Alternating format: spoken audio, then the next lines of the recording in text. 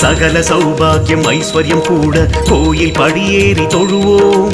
நந்தீஸ்வரன் பாதம் அதை வேண்டி சகல சுகம் வாழ்வில் பெறுவோம். ஓம் நம சிவாய ஓம் நம சிவாய சிவாய ஓம் நம சிவாய ஓம் நம சிவாய சிவாய ஓம் நம சிவாய ஓம் நம சிவாய சிவாய ஓம் நம சிவாய ஓம் நம சிவாய சிவாய